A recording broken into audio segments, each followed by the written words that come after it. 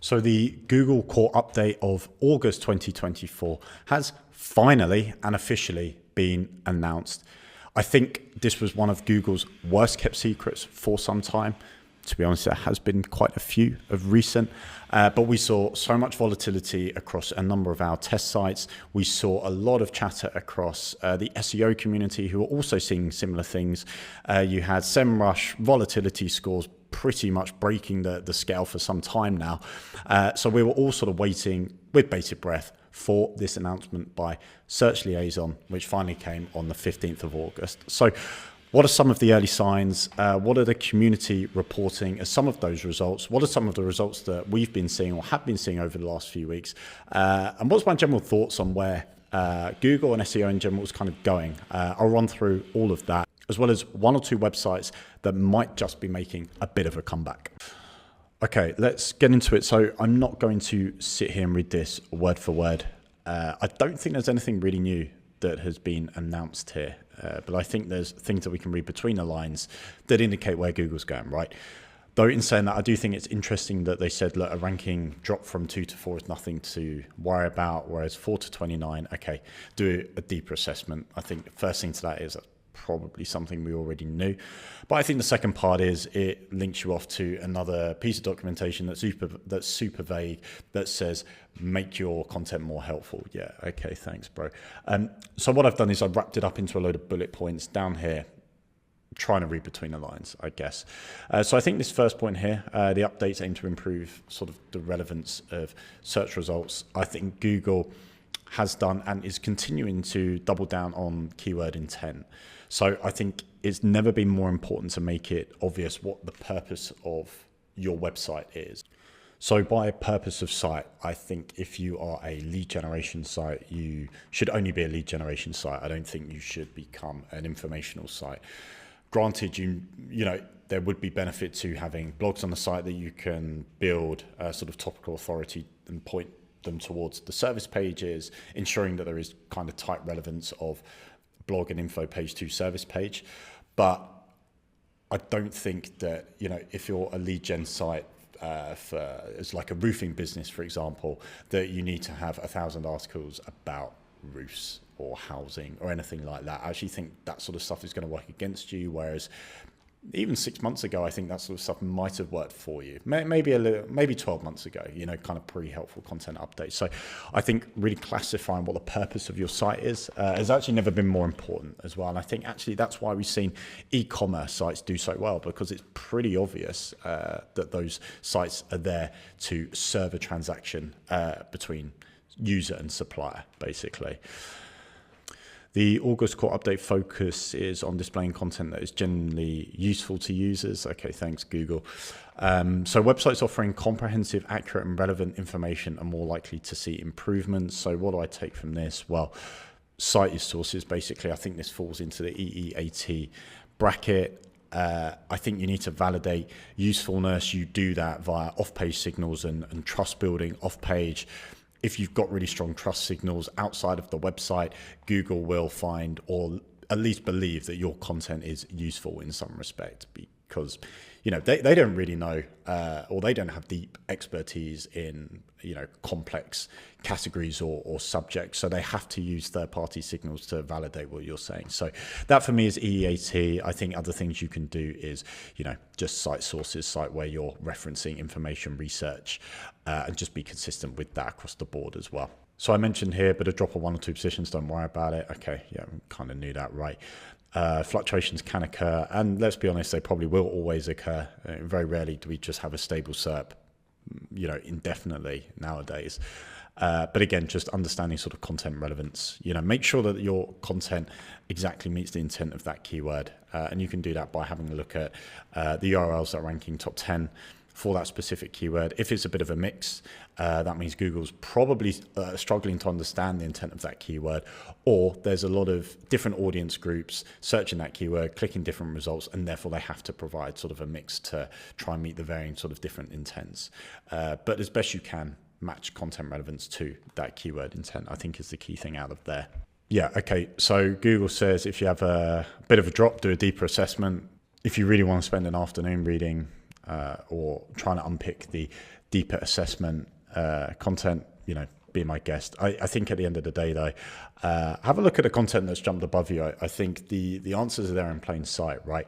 If Google has provided a URL increases in rankings at the expense of yours significantly, i.e. page 1 to page 3, what does their content look like? What sort of things have they changed? I know on Ahrefs now you can actually track any sort of content changes across the site, which is really useful. And again, just have a look at the links they've built as well in the last sort of 6 months or so. Never neglect the links, but have a look at the page content of those websites that have gained above you. Yeah, so I actually thought this was really interesting that Google have actually said rewrite or restructure content.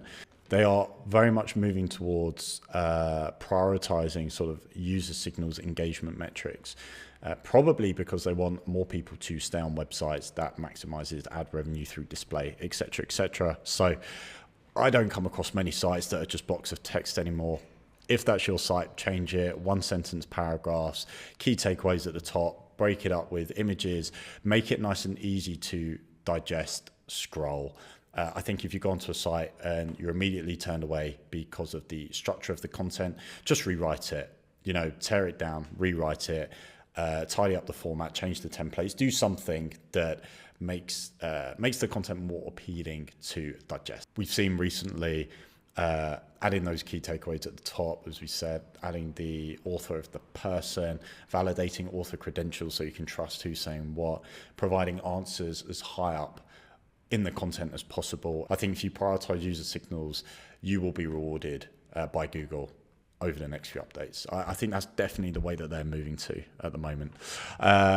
Second half of the points now, so you might not need to wait until the next core update to recover. Yeah, believe that when I see it.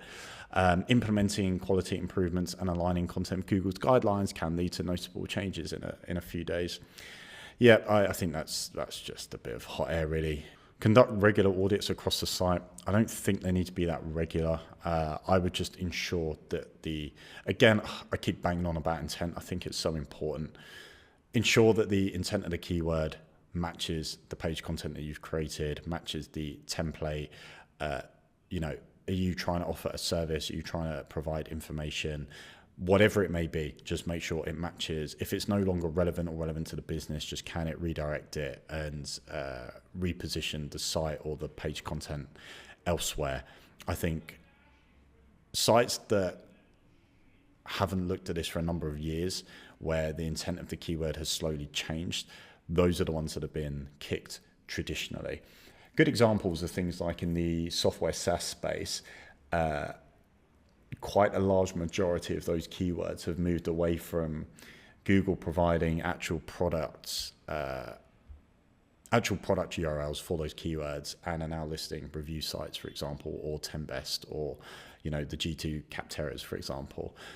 Their data has indicated that a user doesn't necessarily want the end result of the actual SaaS platform to match the SaaS keyword. Actually, they want to see different options in front of them. They want to assess the pros and the cons, and then from those review sites, they then want to click to the solution that they feel meets their needs best.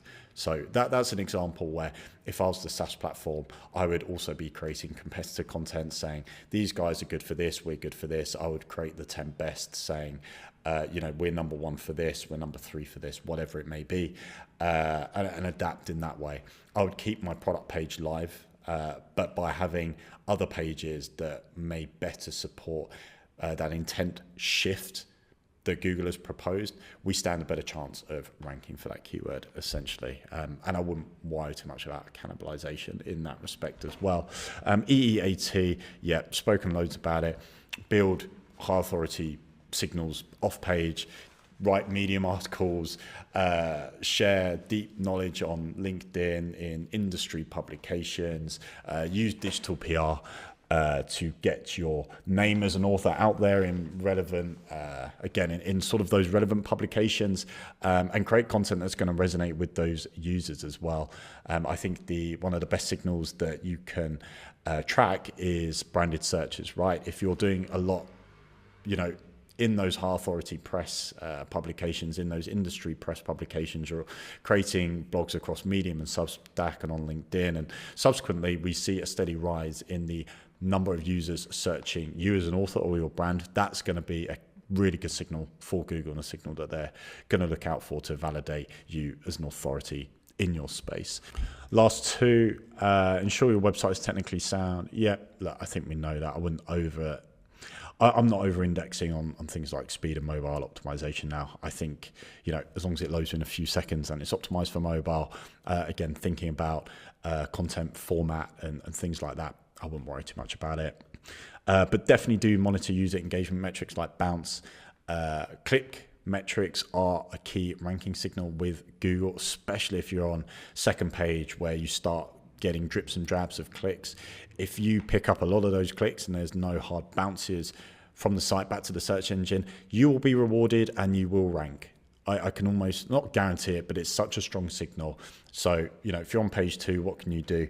Well, adjust your title tags so that they're a little bit more enticing. No one ever does that. I don't know why. Do that when you're on page 1. Like, play around with title tags, see what generates the high CTR. You'll gain some ranking positions from that. I've seen it firsthand.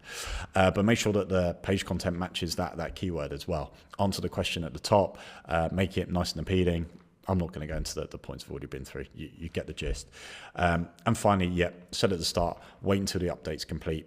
Don't make any changes. Don't rush to, delete things from your site. It might be update rolls out, correction goes back in place, you lose a load of positions, but suddenly you gain and you've just sat in your hand and not done a lot. So don't do anything before it's complete. A few bits from the community. So my tweet here, as you can see, went massively viral with my 1 like. This was one of the sites we're seeing a bit of a recovery from. So you can see it was tracking, fairly sporadically, right? But you can see the clicks were relatively consistent in some way, and then dropped off. Helpful content update around September, and in the last few weeks has been picking back up again, which is what led me to believe that an update was rolling out.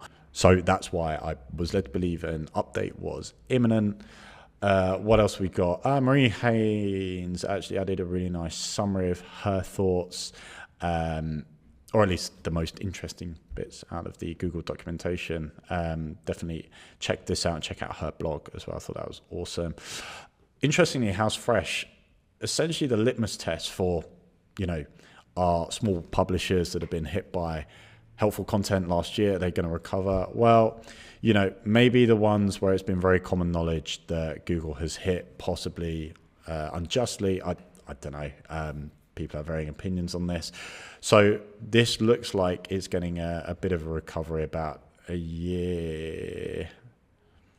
What are we looking? Yeah, quite a long time after, right? This really kicked it to the curb. So let's watch this space on this one. I expect this will have a bit of a return of some kind. Google hoping for the good PR. I don't know if it'll work. Obviously happy for these guys, right? Good for them. Jason Mills from the Affiliate School, he's also seen 2 sites that are gaining somewhat of a recovery. So fantastic to hear that. And finally, Ryan Jones as well. He's posted a Search Console screenshot, also suggesting a bit of a recovery as well. So early days into the update, of course, there's also some comments around sites being hit, unnatural link penalties, various sort of things like that. So I think a lot will come out of this.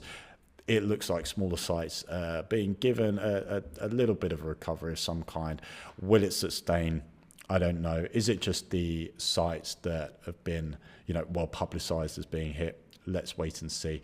But at the moment, one day, and it looks like it could be an update that's favoring your smaller, more independent publishers. So let's wait and see. I'll follow up in a week or two's time and see what the state of the affairs is. If you've enjoyed this video, as always, please leave a comment. I'll be interested to know your thoughts early on into the update. If you want more content like this, then please do subscribe to the channel. Thank you.